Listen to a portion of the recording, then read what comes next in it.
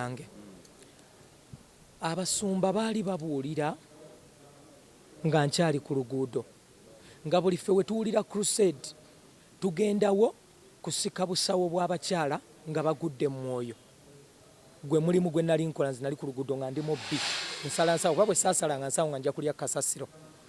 naye enjiri eyo gye nawulira emyaka bwe gyayita nze nali simanyi nti ate nze ndi bamulokole Musumba Bugembe ali mukola omulimu gwe gwotomanyi na kumanya because waliwo abasumba batasobola ku reaching abantu bano. Musumba Bugembe aba reachinze asize ensigo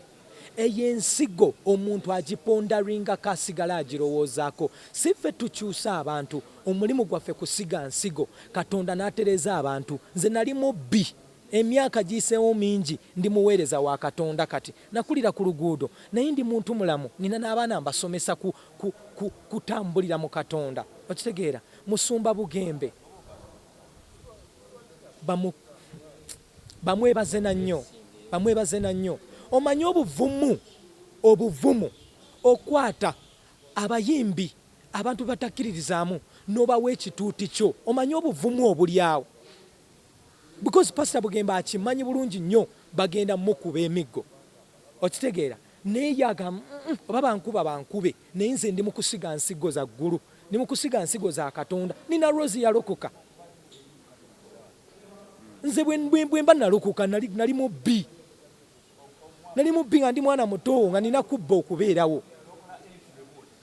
nze nga ngenda ku crusade ng'ekintu teyo kusala nsawo kulinda abantu nga basaba bali mwoyo nze nimbasikako obusawo waabwe nesika wallet leero ndi muweereza wa Mukama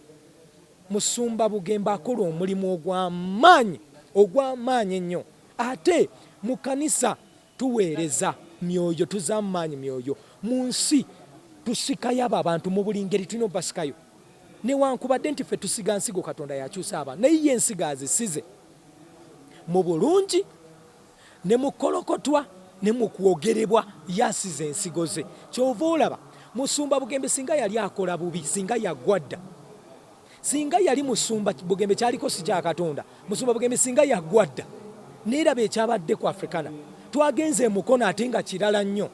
okitegeera so nse Musumba Bugembe mwagala nnyo n'omulimu gwakola gw'amaanyi nnyo ayongere bwongezi maanyi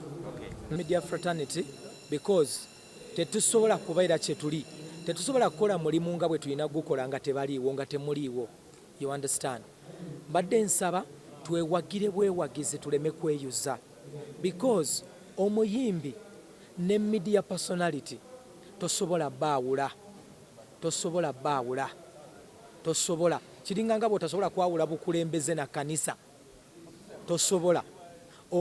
entertainer ne media personality tosobola baawula mbadde nsaba tuzimbe eggwanga lino tuzimbe industry eno tuleme kweyuza bweyuza mbaagala nnyo because without you people tetuliiwo tetusobola beerawo naye twezimbe tuleme kweyuza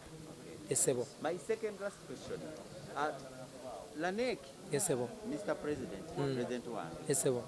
Tumumanyi nnyo nga comedian. Ebintu ebyakola byonna bibeera byakusaaga comedian. Now, waliwo omuntu alina believe nti Lanek okutambula n'ekizuga dakiika bituufu abalina kye baba okakasa otya eggwanga nti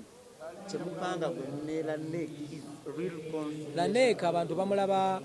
sijja kugamba kubanza siwulira nk'omuntu aga nti Lanek comedian naye bw'okyogeddeko kankyogereko Lanek musajja ayagaliza industry ya gospel muganda wange twali mu lockdown ng'abayimbi babonaabona okitegeera Lanek yalisazeewo anoonye ssente alabire famire ye kuba agirina naye byonna nze mmanyi emmotoka ya Lanek eyaggwawo ML eyaggwawo kunoonya mmere kuliisa bayimbi batasobola kweriisa oyo abeera comedian oyo pulezidenti yennyini era abantu bamuwa ekitiibwa kubanga abasinga twenoonyeza byaffe okitegeera naye omuntu agamba bannaye kati abayimbi bagenda survivinga batya tubadde mu lockdown emyaka 3 okitegeera tubadde mu lockdown emyaka 3 ne mu myaka egyo 3 ndabye president Lanek ng'atambula azungadde nadde erya kalakata emmoto yagikalakata neggwawo nze yajjako ewange nangamba George mbadde njagala ojje tugende ku TV tugende tuzeemu abantu amaanyi twogere n'abavubuka naye ng'emmotoka ejjudde obuwunga ng'ejjudde akawunga n'ebijanjaalo ne mugamba lanekate kiki nanga munnange abayimbi babonaabona okitegeera oyo omusajja bamuwenye ekitiibwa bamuwe nnyo ekitiibwa nnyo Yo, omwimbi wa Exodus wakabya takoga tagejja Tayiina gy'alaga mbeera ku Celeb Jazz ku YouTube tovaako naye beerako tuwagirangane baagala nnyo ja bless one love big up. Oyagala omukolo gw'enjawulo gubeere n'ebijjukizo mu nnyumba yo kankwanjulire ba King Montage Photo Studio fe bakafulu mu kkuba ebifaananyi n'okukola video olina wedding birthday party kukyala nika baby shower photoshoot oba music shoot na buli kimu kyonna ky'oyagala fe tusobola okuwa ebijjukizo ebirungi eri ebirooto byo ate nno mwana wattu kusintiiza omuntu wa bulijjo tusange bannankulabe ku bitaala ku Prime Tower level 3 room D04 okumanya ebisingawo tukubire ku namba zino noti 7 noti 2 emu noti 4 emu 25 oba noti 755 7 7 oba noti 777 noti 23 4 noti 5 King Montage Photo Studio fe tusobola okuwa ebijjukizo ebirungi ate nno mwana wattu kusintiiza omuntu wa bulijjo.